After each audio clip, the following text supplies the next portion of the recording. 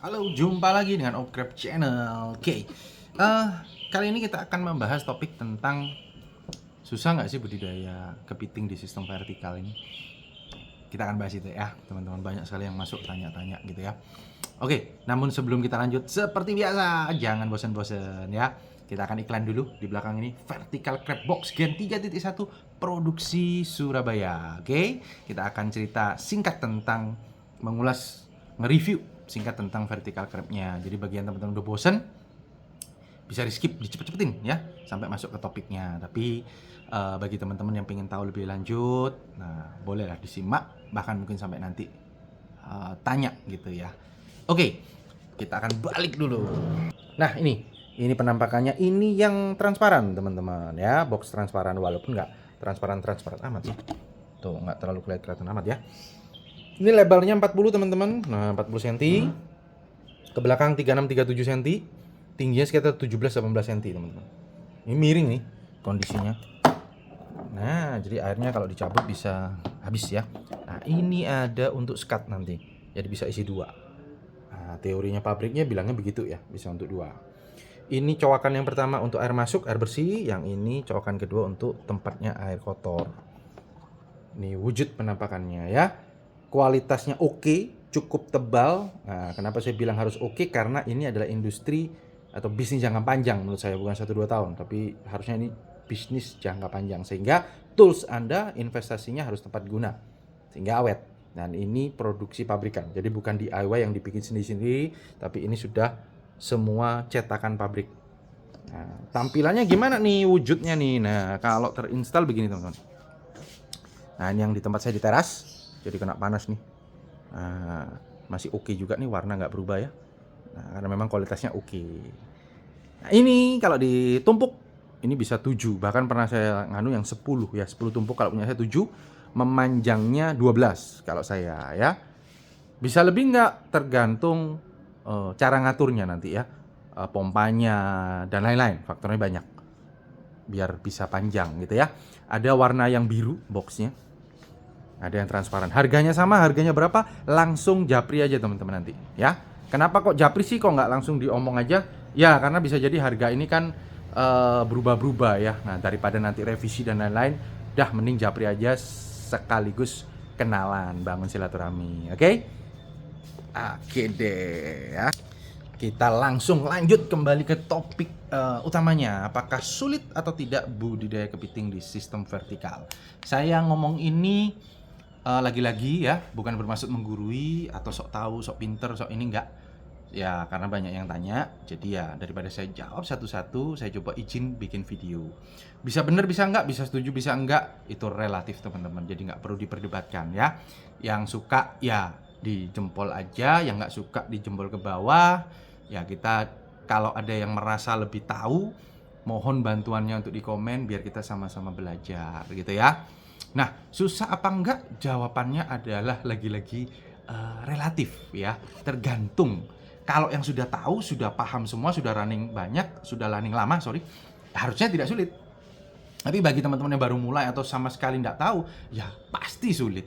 Makanya bermunculan trainer-trainer, pelatihan-pelatihan vertical crab. Nah, gitu kan. Makanya saya pun kalau ditanya, saya akan selalu menyarankan di video-video saya ada tuh, eh, ketahui dulu, cari tahu dulu secara utuh, secara runtut. Nah, salah satunya ya di kelas yang proper ya, atau kelas pelatihan berbayar, agar lebih profesional dan lain-lain, sehingga Anda tahu detailingnya bagaimana, enak nggak enaknya bagaimana, begitu ya. Nah, kembali lagi, sulit apa tidak? Menurut saya secara overall memang tidak mudah teman-teman ya. Investasinya lumayan, terus detailingnya juga lumayan gitu ya, tapi menurut saya ya ini industri yang cukup menjanjikan juga, karena kita lihat, bolehlah cari video-video di luar negeri ya, Singapura, Malaysia, Sri Lanka, Filipina, China, ini semua sudah kayak beginian nih teman-teman ya, sudah seperti ini. Saya izin minum ya.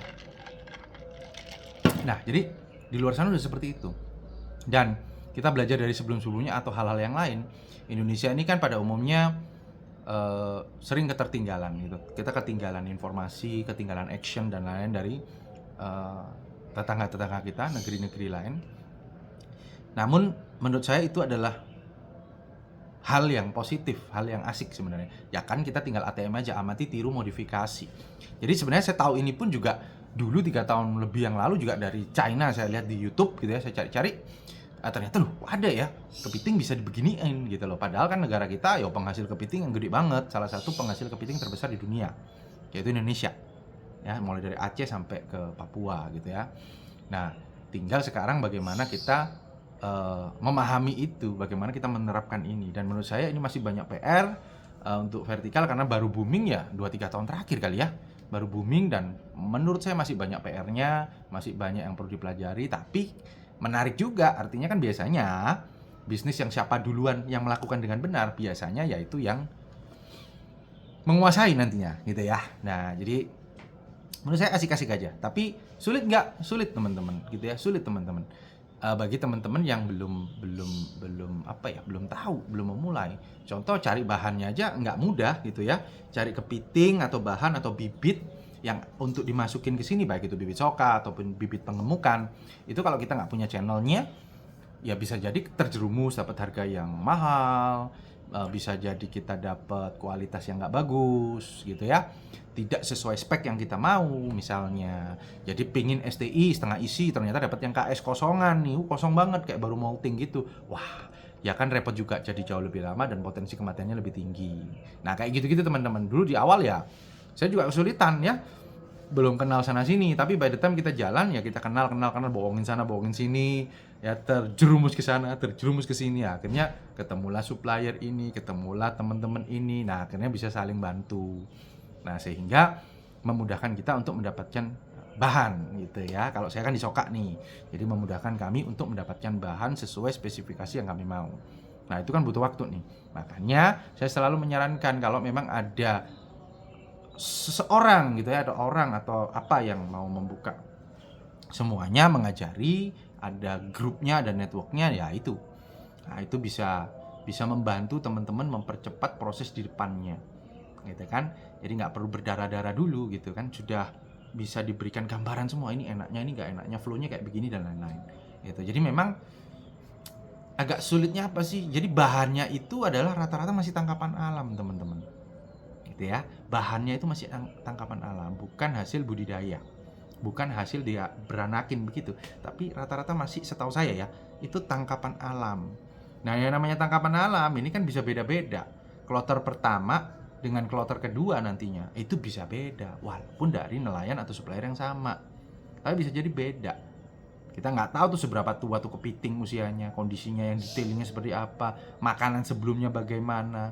Nah jadi memang menurut saya jauh lebih sulit dari beberapa budidaya yang lain. Tapi bukan berarti tidak mungkin dikerjain gitu, karena ada yang bisa gitu kan, ternyata bisa juga, tapi memang tidak mudah. Nah dan menariknya pada saat itu tidak gampangan banget, tentunya yang mau masuk itu juga nggak akan berbondong-bondong karena akan berpikir 2 kali, sehingga meminimkan pesaing. Sisi positifnya kan itu.